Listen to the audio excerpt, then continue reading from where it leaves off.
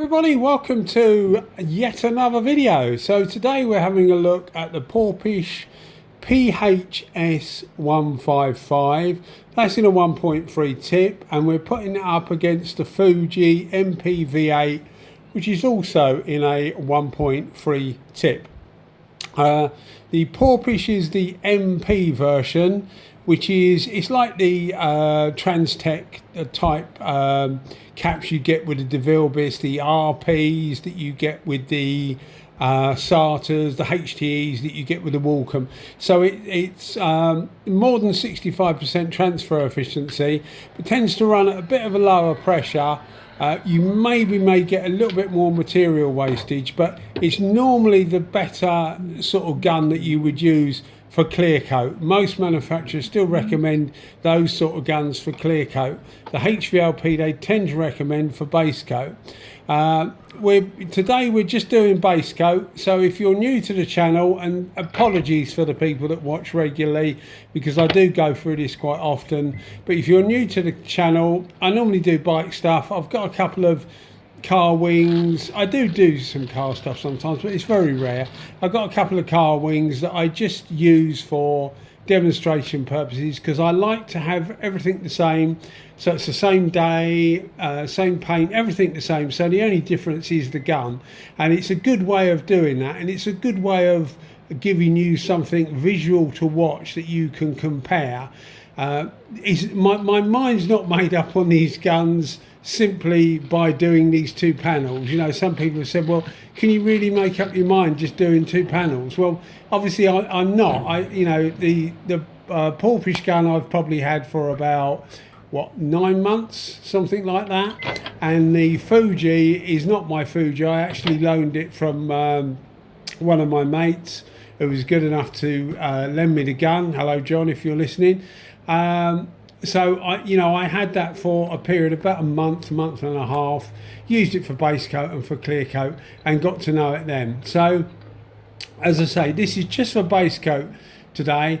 I was using this in a 1.3, and John also lent me a 1.2 tip set, and I must say I found the 1.3 was a little bit, it just seemed slightly overwhelming. It'd probably be better for waterborne base coats, I would think, with the bigger tip, but in 1.2 I've used it for base coat, and it actually worked quite well for base coat. But I'm using it in 1.3 because I wanted to compare like for like with the Porpish PHS 155.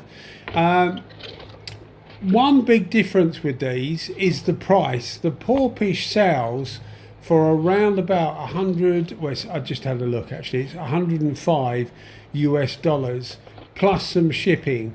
The MPV8, the Fuji, is around about 360 GB pounds, which is around about 450 US dollars. If you're in the US, you'll buy them from Canada anyway, I would think. But in the UK, there's actually an official importer for the Fuji guns. So in my mind, I was thinking, well, it'd be good to try these two together. And for me, the PHS, the Porpish gun, performs really, really well. I think it performs as good as the Fuji with the base coat, and I think it actually performs slightly better with clear coat. I've used both of these guns in their various configurations for clear coat as well, and I've found that the Porpish, it's their mid-price. The Porpish is their mid-price gun. They do a 135, a PHS 135, which is their sort of like entry level, their bottom level gun. And to be fair, it's not bad. It's similar in build quality to the N-Tools 4000B, that sort of gun. So it's not a particularly cheaply made gun, although it's not that expensive. This is in the middle. It's between the two. It's not to the same level as the PRD guns. I'll put a few links in the description if you want to know a bit more about the Porpish guns, but it's not to the same build level as those. When I first actually inquired about getting the gun, because it's relatively new, this one's only been out about a year. When I first inquired about getting the gun, the lady that I deal with there said to me that it's not built as well as the PRD, so it might not meet my standards, if you know what I mean, as far as build quality wise goes. But because it's much cheaper, I think it actually works very, very well. The results of it are excellent, but I think the slightly cheaper build quality works very well because it allows you to get a performance very similar to the PRD series, but for less than half the price. And it certainly shows something like the Fuji Up.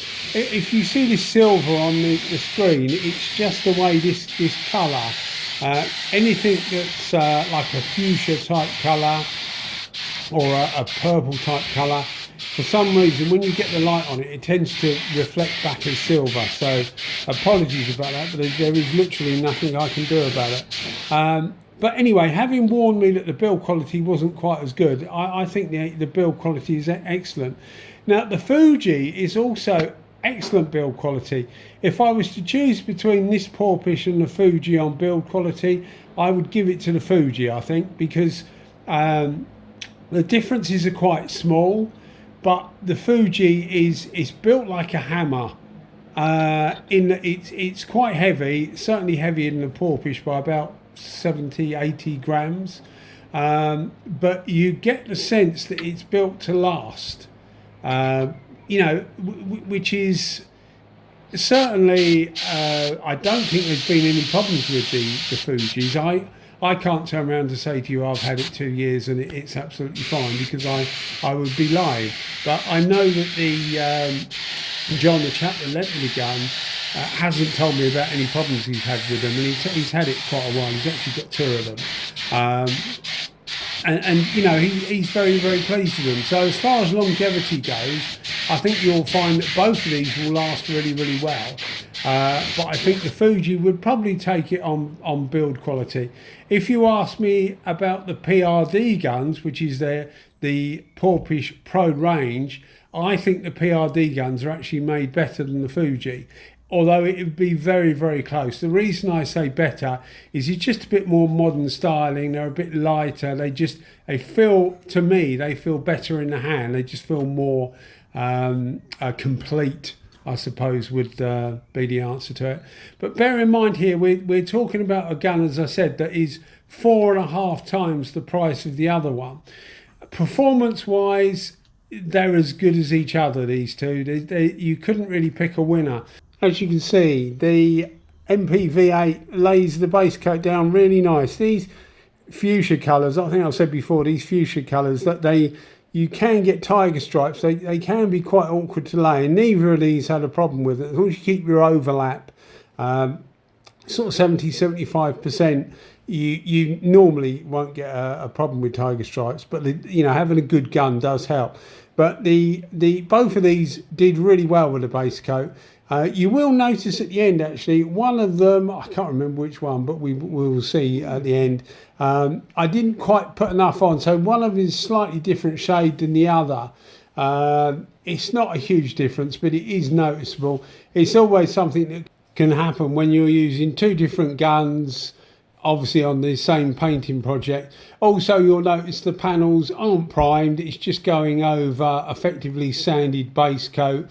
The reason I do that is because, as I say, these panels are purely for demonstration purposes, really, and for that they actually serve very well. But we haven't put any primer down or anything like that, because we don't really need to. It's just literally to see how well these guns perform. You'll see me using a heat lamp. Temperature for this day, looking at my paperwork here, and when I did it, it was 10 degrees Celsius, which is about 46, 47 Fahrenheit. So not cold, but not particularly ideal for painting. So we need to put a little bit of heat. We put some heat in the paint. If you see me using a microwave, that's how I normally do it. It doesn't take long at all to put a bit of heat in the paint, and I find that it just helps. It certainly helps it go off quicker, particularly in the colder weather. But yeah, normally on the Fuji, I ended up using about 2.5 to 3 out on the fluid. I used it at 1.8 bar. For clear coat, I use it at 2 bar, which seems to be absolutely fine. Although when I've used it with a 1.3 tip, I've had to increase the pressure because it doesn't seem to lay the clear coat down as well on the Fuji with a 1.3 tip as the 1.2. But I found if you increase the pressure a bit to say 2.2 bar, which is what's that, about 34 psi, something like that, 33, 34 psi, it tends to make it similar to the 1.2. But for most purposes with the Fuji, I think you're better off with the 1.2 rather than the 1.3 anyway. The 1.3 on the Porpoise seems to be, quite happy whatever it's doing. It performs well with the base coat, as we'll see in a minute, and it performs really well with the clear coat. Certainly as a clear coat gun, I think I would prefer the Porpoise over the MPV8, the Fuji gun. It's faster. The Fuji isn't slow by any means. It's quite a fast gun, but the PH155 runs similar to the PRD 625 and 715. It's not quite in the same league as those two, but the speed it gives out is very similar to that. So they are very fast guns, and they just get on with it really, which is something I really like. Although I don't tend to do big stuff, I do like quite a fast gun, and whether you like fast guns or not will dictate whether you get on with these sort of guns. Because yes, you can turn the material down, but I always find when you start to turn the material down, it tends to compromise slightly the finish. You still get an acceptable finish, but I always think that if you turn the material down too much, the finish suffers. Whereas if you go down on tip size, the finish doesn't suffer. So you're still getting less material out, but the finish doesn't suffer. I've talked to other people that have had similar experiences as well. So I don't think it's just me. And you could be watching this thinking, what on earth is he on about? Or you could well be sitting there watching this thinking, no, I know exactly what you mean. If you look at the pattern here, the pattern of the two, we'll see that both the guns at the end and see the pattern. But if you look at the pattern is actually very, very similar, if not the same. Bearing in mind that neither of these are on full fluid, so the Fuji's 2.5 to 3 out. I say 2.5 to 3 out because the first coat was 2.5, the second coat was 3 out because I felt like it just needed a little bit more. Full fluid is about 4.5 from memory, maybe even 5, and the same with the Porpoise, 4.5 to 5 is full fluid. But the Porpoise I had on 2.5 on fluid, and that seemed to be absolutely fine. And that would probably re-emphasise what I was saying earlier about the PHS 155 being a faster gun. I think it just puts out more material. They don't actually do it in a 1.2 because it might be one of those things where what I was saying earlier about reducing the size of the tip, you might find that a 1.2 tip in the PHS 155 actually produces an even better finish. But neither of these will disappoint. Although, as I said, one of them is costing you quite a lot of money, in my opinion, to do the same.